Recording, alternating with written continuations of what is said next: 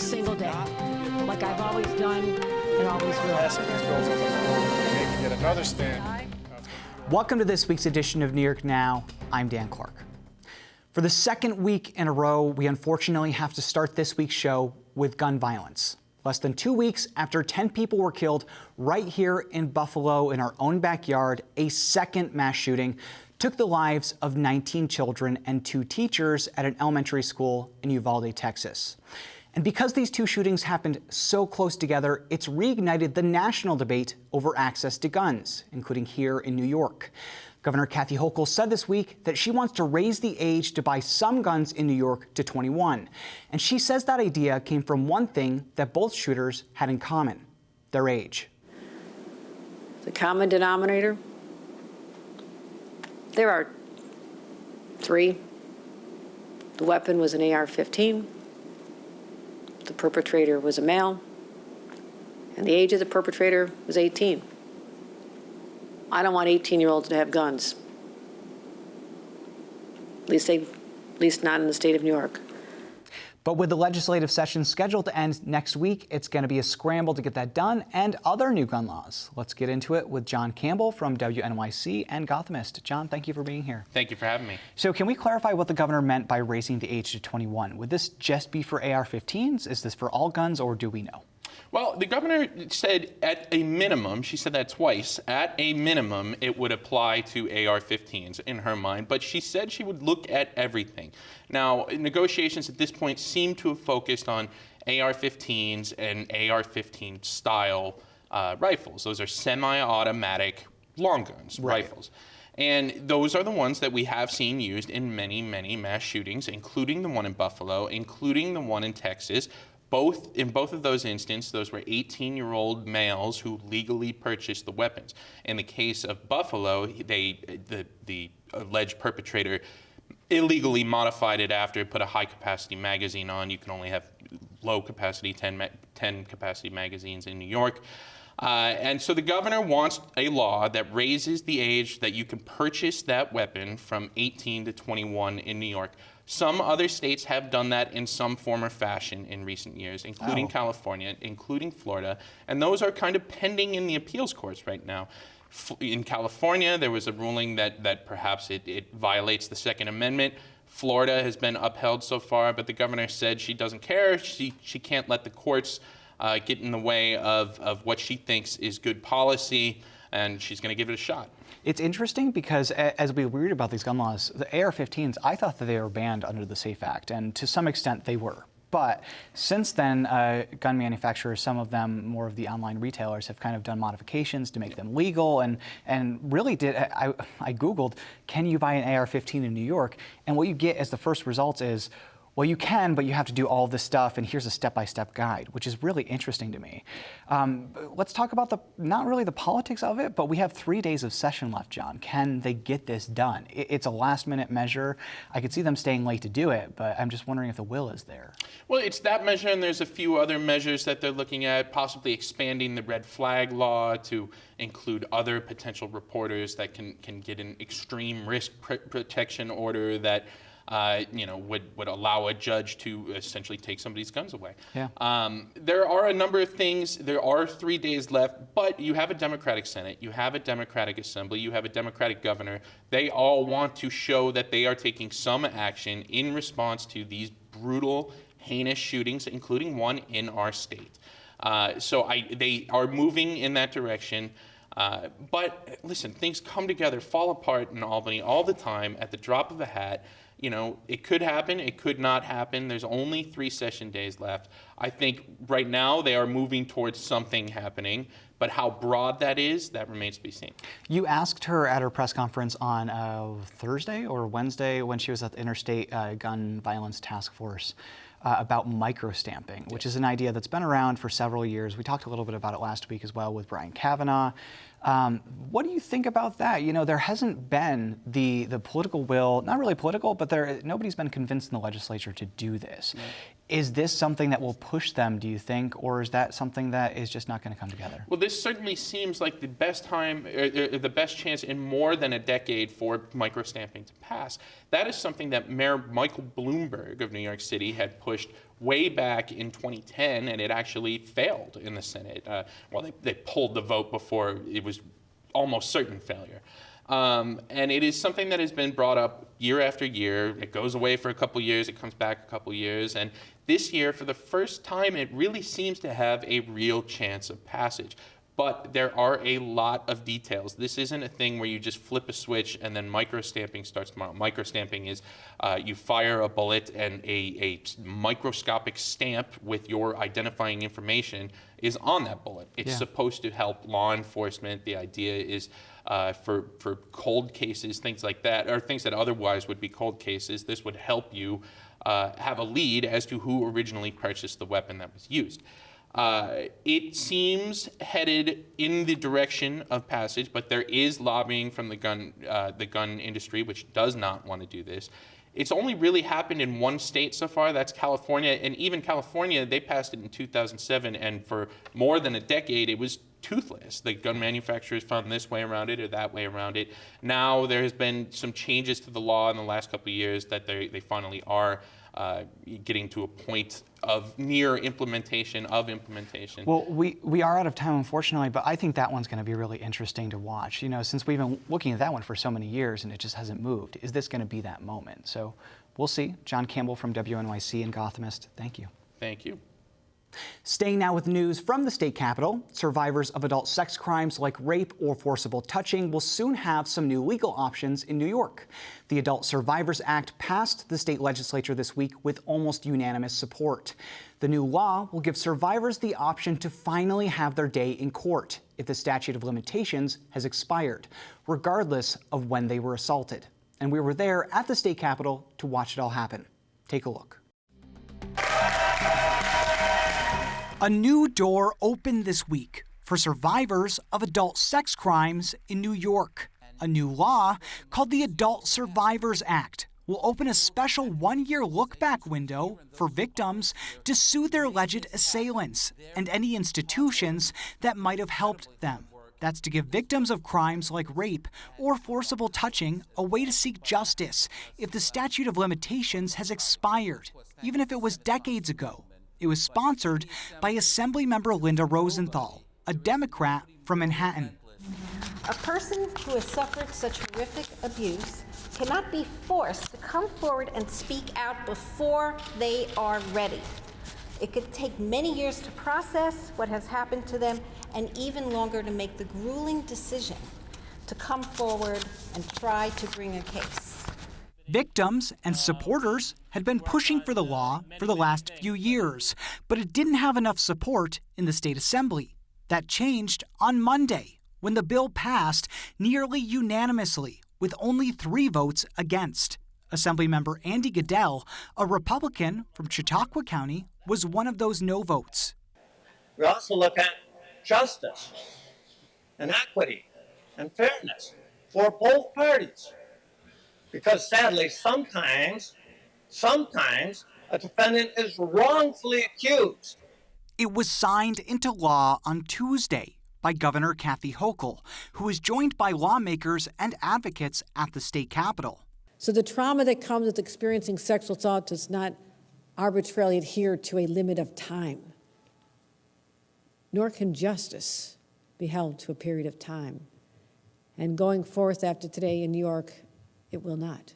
The bill had passed the state Senate earlier this year, where it received unanimous support. It was carried there by Senator Brad Hoylman, also a Democrat from Manhattan. Today, New York recognizes that no matter who your abuser was, whether they are a family member or a former president, you deserve your day in court. The new law will take effect in 6 months, when the look-back window opens. That's when victims of adult sex crimes will be allowed to file lawsuits against their assailants and anyone else who might have protected them. One of those victims is Marissa Hochstetter, who says she was sexually assaulted by her OBGYN. It's about putting the power back in the hands of survivors.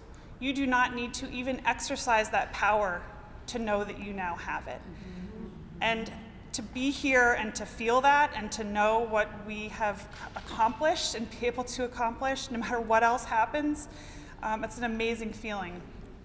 The law only allows for civil recourse, so victims can file lawsuits, but prosecutors can't revive any criminal charges. The window to file those lawsuits will open in late November and close 1 year later. And it's also possible the look-back window will be extended, but that's a conversation lawmakers will likely have next year. But turning now to politics, New York once again has a lieutenant governor. Former Congressman Antonio Delgado was sworn into the state's #2 job on Wednesday with his wife and kids in New York City. He was picked for the job a few weeks ago by Hochul after her former LG, Brian Benjamin, was indicted on federal corruption charges and resigned. That didn't come up at the event, but Delgado said he wants to work to restore public trust in government. More and more people have less and less access to their own government as money continues to overwhelm our political system and squeeze the vast majority of Americans out. It's putting a profound strain on our democracy. We must take this problem head on, and we can. Now, Delgado will also be running for a full term as LG in this year's elections. First up is the June primary. Delgado will be on the ballot with 2 other Democrats who want the job. Those are Ana Maria Archila, a progressive advocate, and Diana Reyna, a former New York City Council member who also served as deputy borough president in Brooklyn under Eric Adams. This week, we're introducing you to Reyna, who's running for LG alongside Congressman Tom Suozzi, a Democrat running for governor. And just a note, we recorded this interview with Reyna before the shootings in Buffalo and Texas, so we don't discuss new gun laws here. Diana, thank you so much for being here. I appreciate it. A real pleasure to be here with you, Dan. Thank you. So you're new to our audience. We've introduced you a few times during the show at the various events that you've been at, but I want to give you a chance to introduce yourself to our audience. Tell us a little bit about your experience and how you got here. I appreciate, that you have given me this opportunity to really tell people who I am, right? I'll start with, I'm a mom of 2 young boys. I have my husband, 20-year marriage. He's been he's a lieutenant in the Department of the New York City Police Department. He's a 25-year veteran. We have been blessed to be born and bred in the state of New York, in the city of New York, in Brooklyn. I have worked in government as a chief of staff. I have been a district leader, state committee woman. I served in the city council 12 years. And served as deputy borough president for Brooklyn under Eric Adams.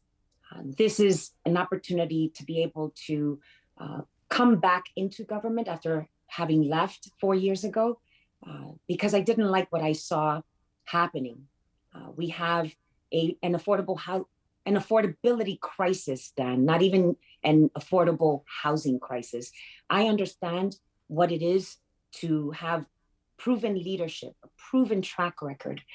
It's the results of our actions in government. We have to know how to govern and seek what are those results, working with people, stakeholders, coming together, holding people accountable, holding yourself accountable as the elected official.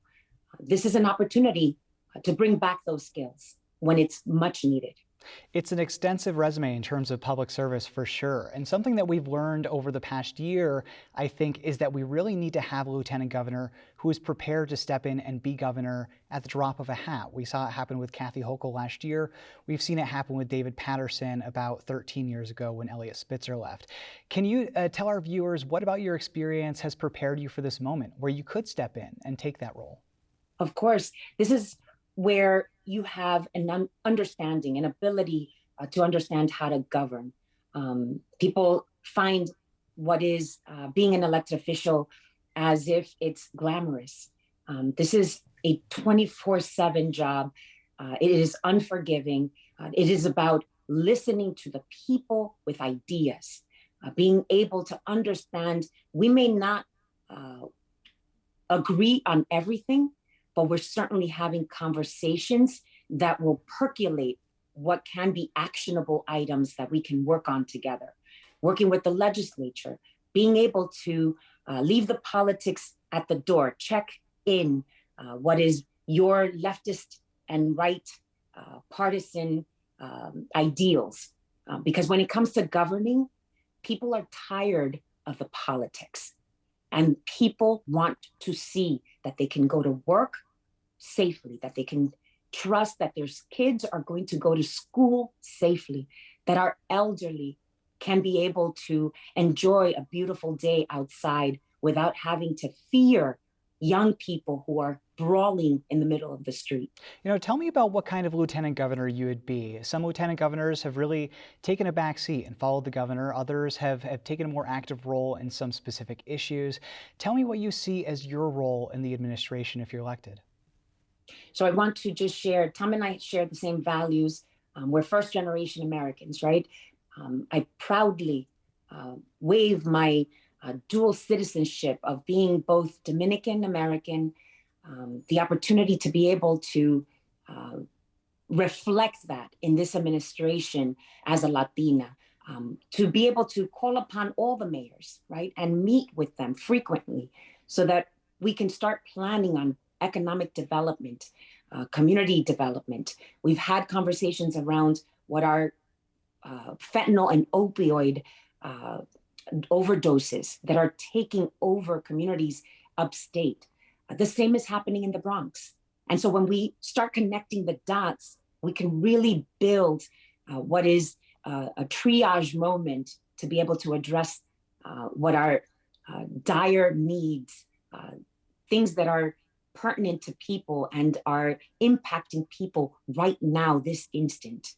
Working to make sure that for public safety, we're not just talking to law enforcement, but we're bringing law enforcement along with community, along with the DAs, along with special prosecutors, the chief administrative judge, and let's review everything. Let's understand what's happening with the discovery process. How do we improve that? Where are the changes that we have to seek and implement them? You know, as we talk about crime, the lawmakers and Governor Kathy Hochul did make some changes in the budget to the state's bail reform laws. I know you and Congressman Suozzi think that they should have gone a little bit further and added a dangerousness standard for judges to abide by. Is there anything beyond that that you think the state should be doing to address crime? I know you have experience with this when you were in the New York City Council. You dealt with crime in your district as well. Absolutely. And the model that I had described, where we work with everyone at the table, we have to understand that there is a very complex discovery process that we have to educate ourselves on, raise awareness about, and fix what is not working. And so this is an opportunity for people not to close the door because they're stuck on the fact that we're claiming bail reform needs to go back to what it was. That's not the case. What we're talking about is that there are certain areas we have to revisit. The intention of raising the age was fantastic for some, but what it's also doing is preying on our young who won't be charged because we've raised the age, and now gangs are recruiting them so that they can carry illegal firearms. That was not the intention of raising the age. You know, another top issue in the news right now is reproductive rights in New York, given the Supreme Court's expected decision in Roe v. Wade to overturn it. I'm wondering where you are on that. The state is setting aside about $35 million in funding for abortion providers to expand and give more access in anticipation of people coming in from out of state. Is there anything else that you think the state should be doing or would be doing in the future to address that? We are strong leaders in New York State. I think that there's an opportunity here to pay close attention to what's happening at the federal level. We have what would be, Tom and I are pro-choice advocates, right? We believe in protecting reproductive rights for women. I, as a woman, want to make sure that we are doing our very best to protect those rights, working with organizations. But what I will not tolerate is what I saw just recently, where protesters, extremists, are disrupting communion in a church. That is not necessary. That is where the extremists take the conversation and turn it into violence. All right, much more that we could go through, but we do have to leave it there. Diana Reyna, a Democrat running for lieutenant governor alongside Congressman Tom Suozzi, who's running for governor. Thank you so much. Thank you, Dan. And just a reminder once again that the primary election will be held on June 28th. For Democrats, candidates for governor and lieutenant governor will be on the ballot. For Republicans, it's just candidates for governor. But turning back now to the recent mass shootings in Buffalo and Texas. Communities across New York held events in the early part of the week to reflect on the shooting in Buffalo and demand action. WMHT's Will Pettigo captured the conversation in Albany. Now, of course, the world wants us to just move on and that normalize these things that transpire, but we refuse. Part of our resistance is definitely taking time out, pausing, and reflecting on what transpired. So I thank you all for joining us in this effort, because when something happens to one of our communities, it happens to us all. Okay, what I'm gonna do is libation, if y'all can stop what you're doing and give due respect to what has happened. Margus D. Morrison. Ashe. Andre McNeil. Ashe. Aaron Salter Jr. Ashe. Today we come together in sorrow, we come together in grief, but we also come together in joy to uplift the lives that were lost, to uplift our community and be there for one another while people are grieving, and also to spread the word that white supremacy will not be tolerated in the city of Albany. We're also fortunate to have a nice cookout for community members and a clothing giveaway, and just really come together in solidarity to show that we care about what's going on, not only in the city of Albany, but across the country, and especially in New York State. As a community, we need to, or we should, get together for things other than Black Death. We should get together for things like Black Joy, unity, being together as one, because when one of us feels something, everybody feels something. It doesn't matter if it's in California, Buffalo, Maryland, Florida, wherever. We all feel that.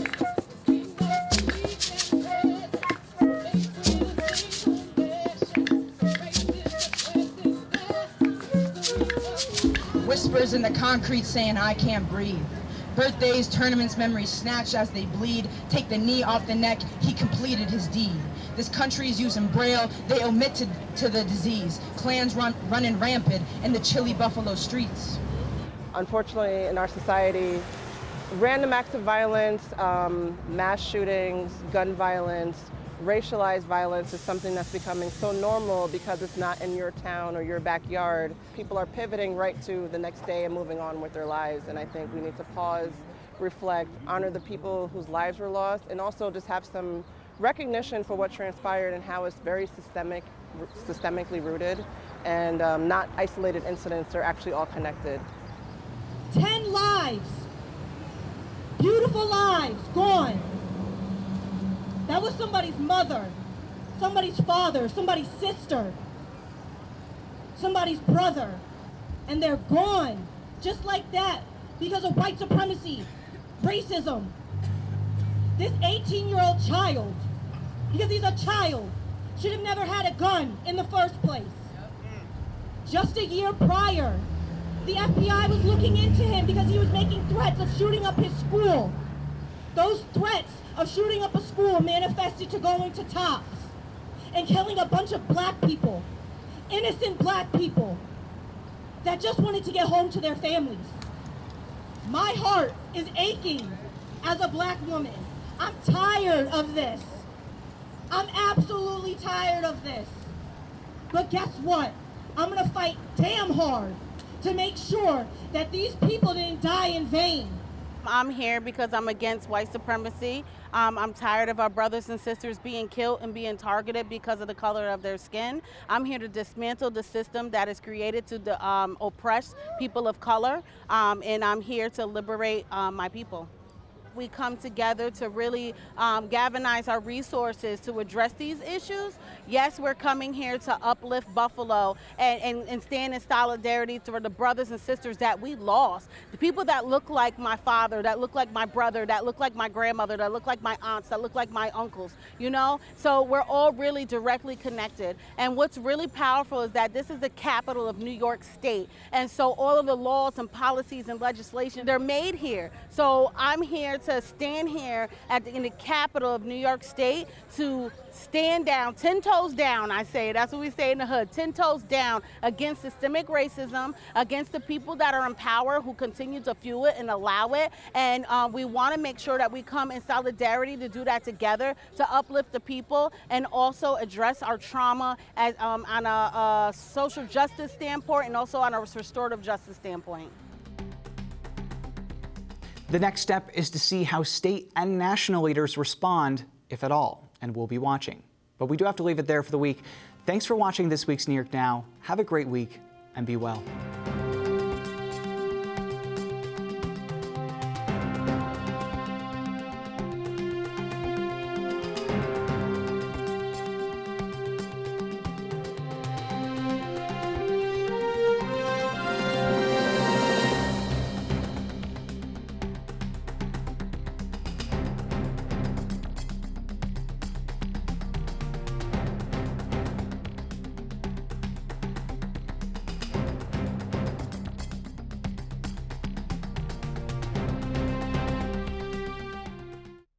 Funding for New York Now is provided by WNET.